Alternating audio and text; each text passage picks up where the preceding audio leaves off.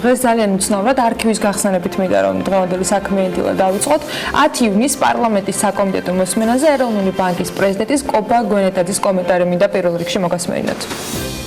წინა კვირაში გამოქვეყნდა ასევე Global Finance-ის ინფორმაცია სხვადასხვა ქვეყნებთან დაკავშირებით და საქართველოს 10 ყველაზე მიმზიდველ ქვეყანაში არის. Global Finance გავლენიან საერთაშორისო გამოცემას წარმოადგენს, რომელიც ჯერ კიდევ 1988 წელს არის დაფუძნებული და 2002 წელს უკვე ვებგვერდი gfmaj.com შეიქმნა. არ გესწავლება გიორგი არჩენ, რომ ეს გამოცემა ფინანსური სექტორის ანალიტიკით არის დაკავებული და მის ძირითად აუდიტორიას პროფესიონალი ფინანსისტები წარმოადგენენ. დიახ, ასეა, ვადასტურებ, რომ პროფესიონალი ფინანსისტები წარმოადგენენ, რო ვიცი, ასე არ არის. მიმდინარე წლის მაისში Global Finance-მა საქართველოს ყველაზე დინამიკური საინვესტიციო მიმზიდველობის მქონე ქვეყნებს შორის ნამდვილად დაასახელა. გამოცემამ საქართველოს იმ ქვეყნებს მიაკუთვნა, რომლებიც საყურადღებოა განვითარების პერსპექტიული დინამიკიდან გამომდინარე და პუბლიკაციაში ქვეყნები 5 კატეგორიად კვალიფიცირდებიან. განვითარების პოტენციალის მიხედვით, ეგრეთ წოდებულ emerging markets-ია საუბარი და საქართველოს სწორედ აი ამ კატეგორიებში, უმაღლეს კატეგორიაში არის მოყვანილი. ზუსტად ამაზე საუბრობდა კობა გვენეტაძე, Global Finance-ი ამ შეფასებისას 5 ძირითად ინდიკატორს ეყრდნობა და მოდი ეს ინდიკატორებიც ჩამოვთვალოთ. ეს არის თვლიანი შიდა პროდუქტის ზრდის პროგნოზი 2019 წლისა, რომელიც საერთაშორისო სავალუტო ფონდის მონაცემს ეყრდნობა, პირდაპირ უცხოური ინვესტიციების ცვლილება, კორუფციის აღქმის ინდექსი საერთაშორისო გამჭვირვალობის ნაწილში, ბიზნესის კეთების სიმარტივის მაჩვენებელი, აქ მსოფლიო ბანკის მონაცემებზე დაყრდნობით, კონკურენტუნარიანობასა და ბიზნესის კეთების სიმარტივის მაჩვენებელი, უკვე მსოფლიო ეკონომიკური ფორუმის მონაცემები. მოდი ისიც აღნიშნოთ, რომ Global Finance-ის შეფასებაში მსოფლიოს ყველა ქვეყანა შეფასებული ნამდვილად არ არის. ეს თემა არის. და ფათაშორის ამ ნაწილზე ფაქტ-ჩეკის ანალიტიკოსებმაც დასტური გააკეთეს, რომ ეს მონაცემები და ეს შედეგი არის ვალიდური. ისინი ანალიზს უკეთებენ თავად ეროვნული ბანკის პრეზიდენტის შეფასებებს Global Finance-ის შედეგებთან დაკავშირებით და ფიქრობენ, რომ სრული კონტექსტის აღსაქმნელად საჭირო არის, რომ ეს რეიტინგი სტრუქტურულად იყოს განსაზღვრული. არ დგება გაერთიანებული რეიტინგი, არამედ 5 ინდიკატორის მიხედვით ხდება ქვეყნის შედეგების განხილვა ერთობლივად და ქვეყნები ნაწილდება ჯამში 5 კატეგორიაში. პირველ კატეგორიაშია საქართველოს მოხვედრილი, თუმცა ამ კატეგორიაში არის არა 10, არამედ 19 ქვეყანა. ამასთან უშუალოდ ცალკეული კრიტერიუმების თანახმად საქართველოს ხდება ტოპ 10 საუკეთესო შედეგის მქონე ქვეყნებს შორის 5-დან 2 ინდიკატორის შემთხვევაში. ამ ყველაფრის გათვალისწინებით ფაქტ-ჩეკმა კობა გვენეტაძის განცხადება მეტწილად სიმართლის მოსაზრებით დააფაქტ-ჩეკა და ასეთი ვერდიქტი დადო. დიახ, მეტწილად სიმართლე, ეს არის ვერდიქტი. რაც შეეხება ამასობაში კიდევ ერთ ამბავს, რომელსაც სათანადო ყურადღება ბევრი გასაგები მიზეზების გამო არ მიექცა საქართველოში, მიუნჰაუზენები მომრავლდნენ მათ შორის სატელევიზიო ეთერებშიც, მაგრამ არის კიდევ ერთი თემა. გუშინ დილიდან Twitter-ზე ამერიკის შეერთებული შტატების თავდაცვის მდივნის მოადგილე ალექსანდრ ვერშბოუ საქართველოში შეერთებული შტატების ელჩად დანიშვნის შესახებ ინფორმაციას არ ადასტურებს. გავრცელებულ ინფორმაციას ვერშბოუ, როგორც გითხარით, Twitter-ის საკუთარ ვებზე გამოეხმაურა, ვამაყობ, რომ ვარ საქართველოს მეგობარი და მხარს უჭერ მის მისწრაფებებს ნატოში, მაგრამ მე არ ვარ არჩეული შეერთებული შტატების ელჩად. წერს ვერშბოუ ქართველი ჟურნალისტის კახა მდგებუაძის შეკითხვაზე საპასუხო Twitter-ზე. მე მაინც გონია რომ ერთადერთი დამაიმედებელი ამ ამბავში ის არის, რომ ელჩი როგორც იქნა შერჩეულია ოფიციალურად და იმედია ის ოფიციალურად სულ მალე მიიღებს აგრიმანტს და არ იქნება და იქნება მისაღები, მათ შორის მათთვის, ვინც შესაბამისი აგრიმანი უნდა გასცეს ელჩის ახალ კანდიდატურასთან დაკავშირებით და მე ასევე მგონია, რომ ღირს დაფიქრებათ, რატომ და ვის გამო გაიწელა ასე უსაშველოდ ამერიკის ელჩის დანიშვნის და მანამდე შერჩევის პროცედურა. ამერიკის ელჩზე საქართველოშია საუბარი და აქ ცალსახად შეიძლება დასვენების გაკეთება, რომელიც არ მოითხოვს რაიმე განსაკუთრებულ ანალიზს. პაუზა საკმაოდ გაიწელა და ეს არ ადგება ორი ქვეყნის, საქართველოს და შეერთებული შტატების სტრატეგიულ ურთიერთობებს. აქვე როგორც ამერიკული ბიზნეს გამოცემის მთავარ რედაქტორს საქართველოში მსურს ჩემი მოსაზრება დავაფიქსირო, რომ ცხადია, უდიდესი მნიშვნელობა აქვს ნებისმიერი ქვეყნის ელჩის პროფესიულ, დიპლომატიურ და პირად უნარებს. უმნიშვნელოვანესია, თუმცა მე მაინც გონია, რომ გადამწყვეტი მაინც არის, რადგან ამ ქვეყნის ძირითადი ინსტიტუციები და მისი შეუქცევადი განვითარება მაინც საქართველოს მოქალაქეების და ჩვენი ამბავია, ჩვენი საშრომი და გასაკეთებელია, სადაც ელჩები, საერთაშორისო თანამეგობრობის, საფინანსო ინსტიტუტების ხელშეწყობა არის სრულიად ფასდაუდებელი და უნიკალური, მაგრამ ყველა ამ დახმარებებს აბსოლუტურად ეკარგება ფასი და გაზდის ყავლაც თუ მისმა ბენეფიციარებმა, ანუ საქართველოს და მისმა მოსახლეობამ არ ვივარგეთ. მე მესმის ამ მოსაზრებებს შეიძლება გამოვიჩნდეს მოწინააღმდეგეებიც, მაგრამ ეს არის ჩემი სუბიექტური აზრი. სოფლიოს აუცილებლად დღეს კიდევ გადავხედა, თუმცა არა მხოლოდ საქართველოს კონტექსტში, ძალიან საინტერესო ამბები გველოდება, ძალიან საინტერესო კოლაჟს მოგწოდებს ბუკა პეტრიაშვილი ტრადიციულად და ის 10:09-ისთვის შემოგვერდება BMG სტუდიაში. იმედია მანამდე უკვე გაიცანით ბუკას მორიგ ბლოგსაც Forbes-ზე, ტანკერული ქრონიკები 2019 და დარწმუნებული ვარ, რომ ესეც ისეთივე საინტერესო საკითხავი იყო ჩვენი მკითხველისათვის, როგორც წინა და მომავალი მისი ბლოგები. ახლა დანარჩენი გუშინ სტატისტიკა მაყურებელს ჩვენს გავაცანით და საქმე დილის ეთერი დასრულებული არც იყო, რომ მთავრობის მხრიდან ორგანიზებული ერთიანი პრეზენტაცია დაიწყო. პრემიერ-მინისტრს შესავალ სიტყვაში არ დავიწყებია იმის თქმა, რომ 20%-ით არის გაზრდილი ინფრასტრუქტურული ხარჯის ფონზე 6 თვის ათვისებაში საქართველოს რეგიონული განვითარების და ინფრასტრუქტურის სამინისტროს ათვისება 100%-ზე მეტით. საერთაშორისო პარტნიორები ნიშნავს ძლიერ საქართველოს და ინფრასტრუქტურის სამინისტრომ შეძლო და 200 მილიონი ლარით მეტი ინვესტიცია განახორციელა ჩვენს ინფრასტრუქტურაში. ჩვენი პროექტები უფრო და უფრო ამბიციური ხდება და მე მსურს კიდევ ერთხელ ყველა დავარწმუნო, რომ 2022 წლის ჩათვლით, როგორც ჩვენ შევპირდით ჩვენს მოქალაქეებს, საქართველოს ექნება ყველაზე თანამედროვე ინფრასტრუქტურა, რომელიც მოგცემს იმის საშუალებას, რომ კიდევ უფრო მეტად განავითაროთ ეკონომიკა, კიდევ უფრო მეტი მოქალაქე ჩავთოთ ეკონომიკურ განვითარებაში და როგორც შედეგი ერთობლივი ძალებით დავძლიოთ სიღარიბე. გასაკეთებელი უდაოდ ბევრია პირველი ივლისის მდგომარეობით ბიუჯეტის სახსრების საკასო შესრულება დაახლოებით 429 მილიონ 200.000 ლარს შეადგენდა. ეს არის 163 მილიონ 700.000 ლარით მეტი წინა წლის იმავე პერიოდს თუ შევადარებთ. დონორულ დაფინანსებასთან მიმართებაში კი ათვისებულია 254 მილიონ 200.000 ლარი და ეს 2018 წლის ამავე პერიოდის მაჩვენებელს 19 მილიონ 200.000-ით აღემატება. მთლიანობაში ინფრასტრუქტურულ პროექტებს 6 თვის განმავლობაში 673 მილიონი ლარი მოხმარდა. წინა წლის ანალოგიურ პერიოდს თუ დავადარებთ ამ რიცხვებს, სამინისტრომ დაახლოებით 183 მილიონი ლარით მეტი ფინანსური რესურსის ათვისება შეძლო, რაც სამინისტროს არსებობის ისტორიაში ერთ-ერთი ყველაზე მაღალი მაჩვენებელია. ინფრასტრუქტურის სამინისტროს დაქვემდებარებაში არსებულმა ყველაზე მსხვილ ბიუჯეტიანმა საავტომობილო გზების დეპარტამენტმა კი 6 თვის დამტკიცებულ გეგმას 7%-ით, ხოლო გაერთიანებული წყალმომარაგების კომპანიამ ამავე გეგმას 15%-ით გადააჭარბა. ესეთი ამბების შემდეგ 1 ივლისის მდგომარეობით რეგიონებში განხორციელებული პროექტების ფონდიდან, რაც ჩვენ ინფორმაცია მივიღეთ, არის ჯამში გამოყოფილი 270 მილიონი ლარი, ტენდერი უკვე გამოცხადებულია 651 პროექტზე, აქედან კი ხელშეკრულება გაფორმებულია 236 მილიონი ლარის ღირებულების 563 პროექტზე, ხოლო საკასო შესრულება დაახლოებით 61 მილიონი ლარი გახლავთ. BMG-ის სეზონის სატელევიზიო დასრულებამდე, რომელსაც კიდევ ერთხელ განმარტავ, TV1-ზე 16 აგვისტოს დასრულდება და განახლდება 19 სექტემბერს, ხოლო რუსთავი 2-ის Forbes-ის კვირა დასრულდება 4 აგვისტოს. ჩვენ გეგმავთ აუცილებლად მანამდე ინფრასტრუქტურის სამინისტროს მესვეურებთან და პასუხისმგებელ პირებთან კომუნიკაცია მქონდეს მეტი ანგარიშვალდებულებისთვის, გადასახადის გადამხდელებთან და საქმიან საზოგადოებასთან, ანუ ჩვენს ძირითად სამიზნე აუდიტორიასთან, საიმისოთ, რომ მათ მიერ წარმოდგენილი სტატისტიკა და ანალიტიკა არა მხოლოდ გეგმის შესრულებასთან, არამედ ამ ჩვენი საქმიანი საზოგადოების მეტ ჩართულობასთან უფრო დეტალურად გავშალოთ, რასაც იმედია ეს ათვისებებიც უფრო პრაქტიკულად მეტი მოყვება. მიუხედავად სარეკორდო მაჩვენებლებისა, როგორც ანა მოგახსენეთ. 19 დასვენება არ იქნებოდა ცუდი, თუმცა ჩვენ 9 სექტემბერს დავუბრუნდებით აუცილებლად. ჩვენი მაყურებელთვის კი საინტერესო უნდა იყოს შემდეგი თემა. გუშინაც მოგიყევით, მაგრამ დღესაც მოგაწვით ინფორმაციას ეროვნულ ბანკზე დაყრდნობით. ამ წლის პირველ ნახევარში საქართველოში მოქმედი კომერციული ბანკების წმინდა მოგება 361 მილიონი ლარია, რაც 2018 წლის იანვარ-ივნისის მოგებაზე 50 მილიონი ლარით ნაკლები, ანუ 12%-იანი კლება დაფიქსირდა. ივნისში ბანკების წმინდა მოგებამ 34 მილიონი ლარი შეადგინა და ეს არის 29%-ით კლება 2018 წლის ივნისის დანიშნულებელზე, ანუ დაახლოებით 14 მილიონი ლარით.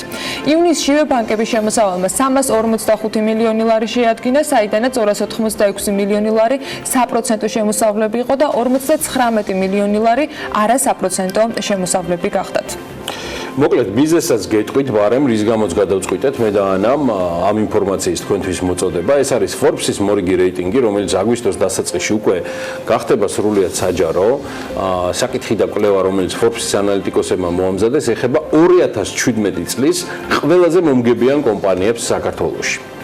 და ეს ოფიციალურად არის მეგობრებო უკვე ცნობილი და სწორედ აგვისტოს დასაწყისში იქნება სრულიად საჯარო. ის შედგა ყველა საჯარო ინფორმაციის საფუძველზე, რომელმაც Forbes-მა დათვალა ეგრეთ წოდებული რეალურად აუდირებული მონაცემები, გადაამოწმა Grant Thornton-ის არაჩვეულებრივ გუნდთან ერთად. კიდევ ერთხელ მადლობა პარტნიორობისთვის და 2 კვირაში უკვე მკითხველს და მაყურებლის შესაბამის სამსჯავროზე წარსდგება. მაშასე ქალბატონებო და ბატონებო დაელოდეთ 2017 წლის ყველაზე მომგებიანი კომპანიები და ბიზნესები საქართველოში სულ მალე Forbes-ის მორიგი და კარგად ამოქოქილი უკვე ქართული რეიტინგები.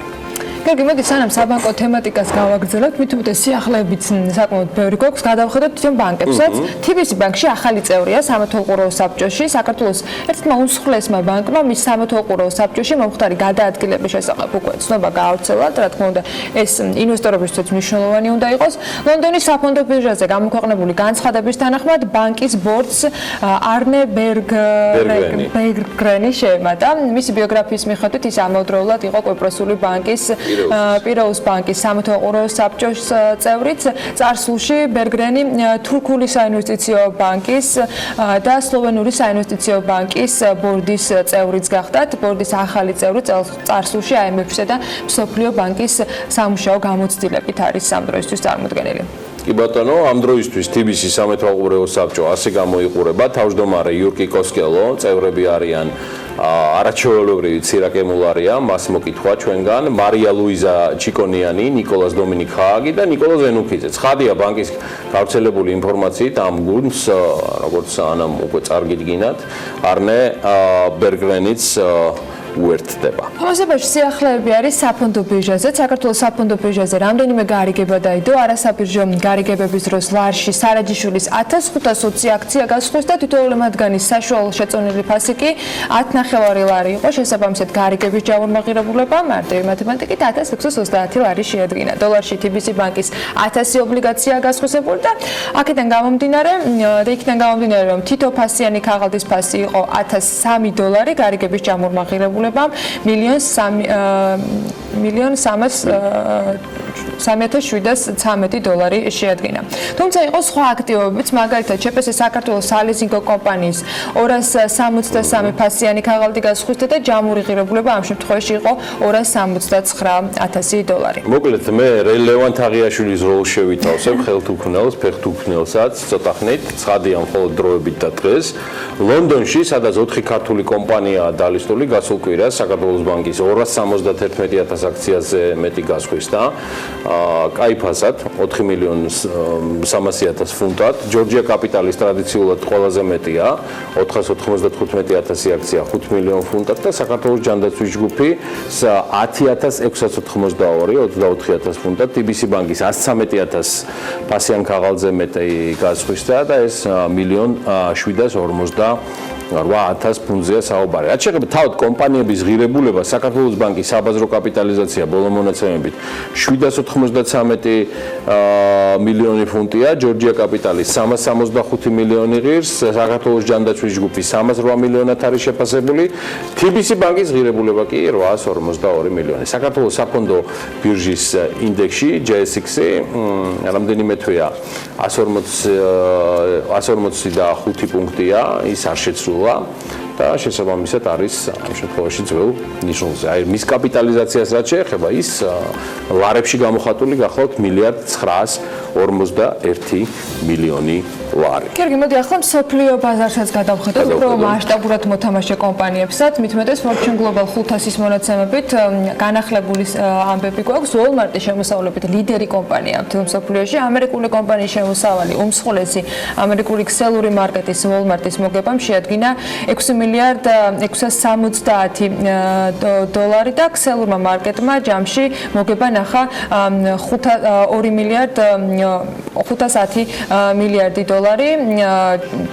დასაქმებული ყავს 2 მილიონი 200,000 ადამიანი ამ კომპანიას. პირველი ათეული Fortune 500-ის მიხედვით აი ასე გამოიყურება, ესე იგი პირველ ადგილზე არის Walmart-ი 2018 წელს მისმა შემოსავალმა, როგორც გითხარით 514 მილიარდ 400 მილიონი შეადგინა, ზრდა იყო 2.4% და მოგების ჯამა 5 მილიარდ 840 მილიონი დოლარი დააფიქსირა. რეიტინგში შემდეგი არის უკვე Sinopec-ი 414 მილიარდ 600 მილიონი დოლარი შემოსავლით, ზრდა იყო 26.8% და მოგება 5 მილიარდ 440 მილიონი დოლარი. მესამე ადგილზე Shell-ია 396 მილიარდ 500 მილიონი დოლარით, აქ ზრდა 27%-ს აჭარბებს, მოგებამ კი 23 მილიარდ დოლარს გადააჭარბა. ამავე ათეულშია China National Petroleum-ი შემოსავალი არის 392 მილიარდ 900 მილიონი დოლარი, 20.5%-ით ზრდა და 2 მილიარდ 270 მილიონი დოლარის მოგებით. ჩინეთის სახელმწიფო ელექტროსისტემა State Grid-ი ასევე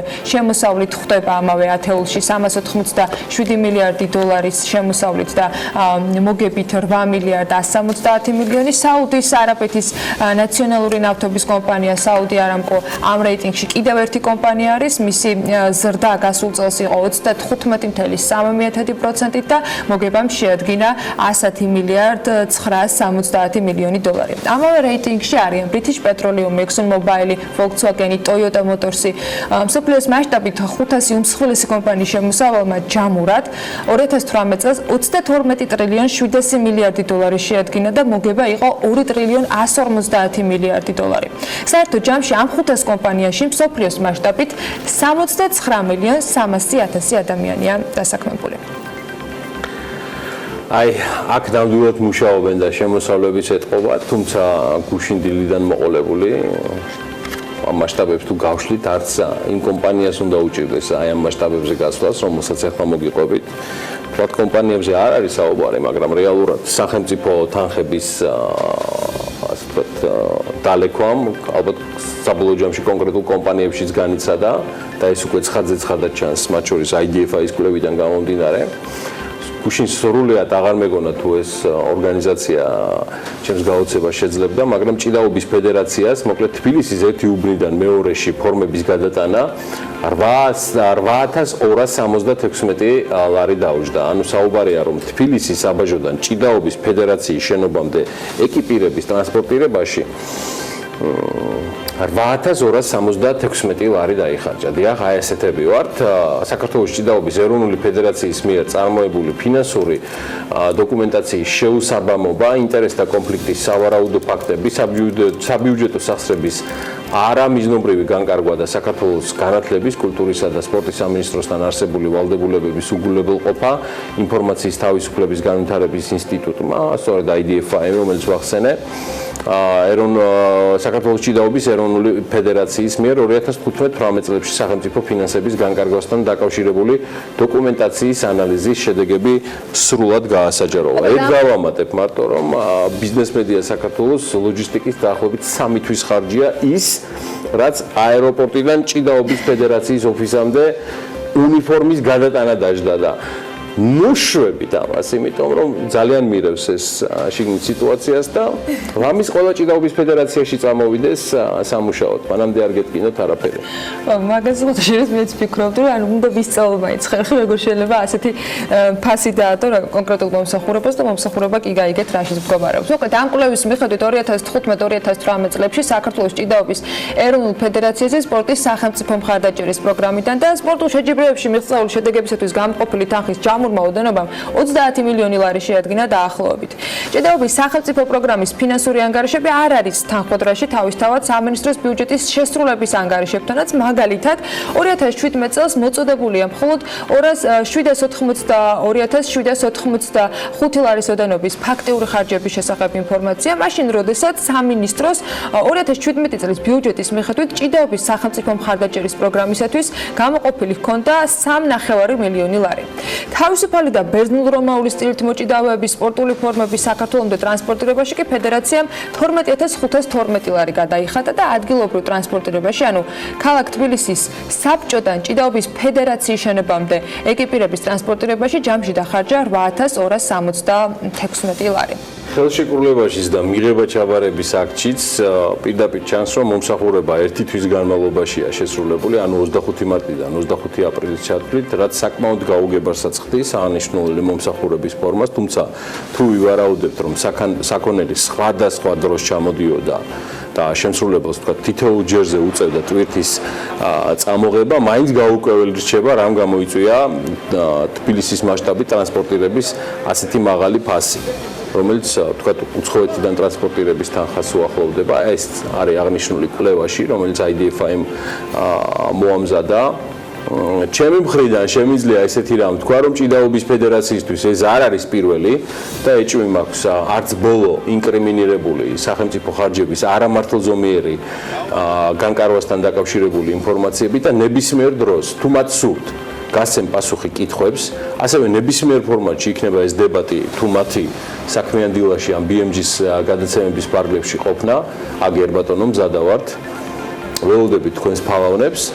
მაგრამ ეგ რა არის? შეჯიბრში მიღწეული წარმატებისთვის 13000 ლარიანი ჯილდო ფედერაციის ფინანსურ მრჩეველს გადაეცანა. გეუბნები, ეს ფედერაცია დამინგრევს ინფრასტრუქტურებს და მენეჯმენტს, რომლის გვარიც არ არის ჯერჯერობით იდენტიფიცირებული. თავისუფალი და ბერძნული რომაული სტილით ჭიდაობის 2018 წლის ევროპის ჩემპიონატზე ნაჩვენების შედეგებისთვის ჭიდაობის ფედერაციამ ყველაზე დიდი ფულადი ჯილდო სწორედ ფედერაციის ფინანსურ მრჩეველს გადასცა. IDFI გააღნიშნავს იმას. რა არის ჩვენი საოცნებო სამსახური? მრჩევლობა? არა. საეთერო. IDFI-ის მონაცემს საერთაშორისო მოსწონს მე მგონი მსგავსი ანაზღაურების პერსპექტივა და IDFI-ის მონაცემები 2018 წელს თავისუფალი და ბერძნულ-რომაული სტილით ჭიდაობის ევროპის ჩემპიონატზე ნაჩვენების შედეგების შესაბამისად ადმინისტრაციულ ჯგუფს უნდა დაიწყოდა 73580 ლარი. ჭიდაობის ეროვნული ფედერაციის მიერ სამინისტროსთვის მიწოდებული დოკუმენტაციის შესაბამისად კი ყველაზე დიდი თანხა ფედერაციის ფინანსურ მრჩეველზე დაერიცხა. სწორედ უცნობია თუ რის საფუძველზე იყო მიღებული ფედერაციის პრეზიდენტის მიერ ეს გადაწყვეტილება ფინანსური მრჩევლისათვის ყველაზე დიდი წილის განაწილებასთან დაკავშირებით, მაგრამ გიორგი როგორც ჩვენ აღნიშნე, საერთო ამასაც მიეფხობა. მე გეტყვით კიდევ მიზეზს, რის გამოც ვთავაზობ ჭიდაობის ეროვნულ ფედერაციას, რომ მომბრძანდნენ ჩვენთან ეთერში და ვისაუბროთ ჭეშმარიტ გვერდზე.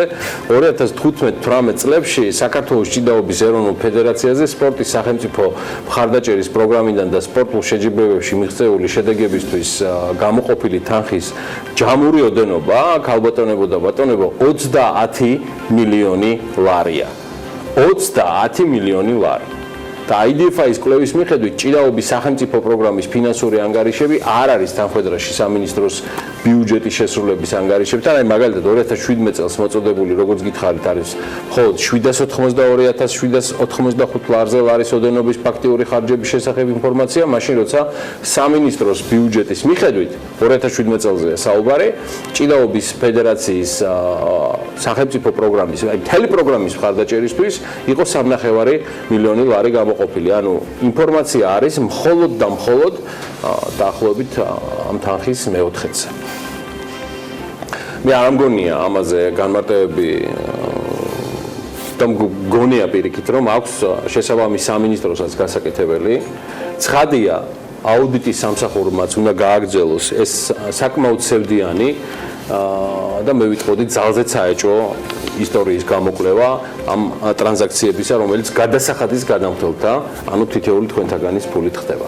აუცილებლობის მიმართ ეჭვი ამ ტრანზაქციასაც დევს თან, რომელზეც ახლა უნდა მოგიყვეთ, რომლის საშუალებითაც მთავრობამ 135 მაღალი გამოვლობის არაშავი ფერის ჯიპი შეიძინა. აუცილებლობას ვაყენებ ეჭვეშ, თორე ისე ამ ავტომობილების მიმწოდებელი კომპანიის შერჩევა ტენდერით მოხდა. შესყიდვა 3 ივლისს იყო გამოცხადებული, წინადადებების მიღება კი 9 ივლისს დასრულდა. სატენდერო პირობების მიხედვით შესყიდვის სავარაუდო ღირებულება 9,45,000 ლარი იყო. ტენდერში წინადადებები ორმა კომპანიამ, სენა ავტომ და ფრანს ავტომ წარადგინეს. მათ მიერ შეთავაზებული თანხა კი შესაბამისად იყო 8.992.495 და 8.895.750 ლარი. სატენდერო კომისიის გადაწყვეტილებით გამარჯვებული ფრანს ავტო გამოცხადდა, ყველაზე დაბალთანხიანი აირჩიეს ამ ორიდან. ძალიან დიდი შეღავათია.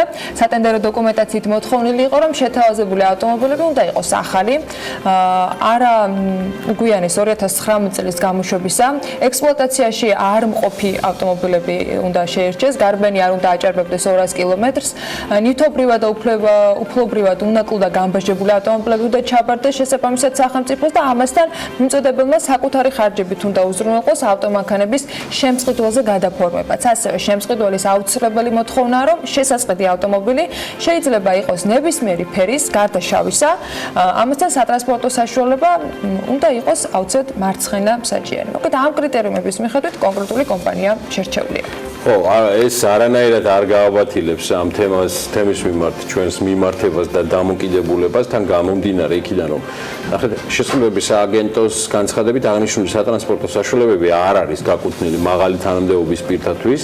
ამ ინფორმაციას BPN-ი ავრცელებს და მათი შესყიდვა აუცილებელია ისეთი უწყებების შეუფერხებელი ფუნქციონირებისათვის, რომელთა საქმიანობის სფერო უშუალოდ დაკავშირებულია საზოგადოებრივი ჯანდაცვისა და დაავადებათა კონტროლის, სატყეო მეურნეობების მართვასთან, მთის კურორტების განვითარებასთან, კულტურული მემკვიდრეობის დაცვასთან, ბუნებრივი რესურსების დაცვა და სხვა მნიშვნელოვანი მიმართულებებიო და რაც თავარია მაღალი თანამდებობის პირები არ იქნებიან, არა და თანხა საკმაოდ დიდია. ხო, კერძოდ მესამე კლასის მსუბუქი მაღალი გამავლობის ეს მანქანები სხვა სპეციფიური საქმიანობის განსახორციელებლად თანამშრომელთა ტრანსპორტირებისთვისაც უნდა იყოს განკუთვნილი და სატრანსპორტო საშუალებების შესყიდვა 44 სხვადასხვა უწყებისათვის ხდება და სწორედ მათზე გადანაწილდება ამ თითქმის 9 მილიონად შესყიდული ავტომობილების საერთო პარკი.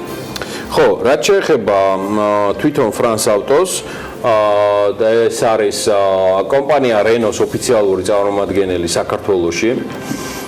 კომპანიის სამეთვალყურეო საბჭოს თავმჯდომარე საფრანგეთის მოქალაქეა გიორგი ცნობილაძე. მისი მოადგილე დავით გოგორიშვილი გახლავთ, რომელსაც 2016-2017 წლებში, ასევე BPN-ის ინფორმაციით, ქართული ოცნებისთვის ჯამში 3000 ლარი აქვს შეწირული და ახლა ეს არის ის რეალობა, რაც რეალურად ამასთან დაკავშირებით დადგა. ამ სიტუაციაში სხვათა შორის ჩვენ კიდევ ერთი ფრანგული ბრენდის, Citroën-ის ამბების გვაქვს მოსაკითხი, რომელშიც ბიზნესმენი გიორგი შარაშიძე იყო თავის დროზე ჩართული. რეალურად ეს ავტოსალონი არის გახსნილი, ფუნქციონირებს. მე რამდენადაც მაქვს ინფორმაცია, ფუნქციონირებს სრულიად სხვა ბიზნეს ჯგუფის მიერ, მაგრამ როგორ განვითარდა ისტორია მას და სახელმწიფო უწყებებს შორის, რომელთანაც ის დავაში იყო, ამას ალბათ BMG უახლოეს მომავალში შეიწყიდავს. მოიკითხავ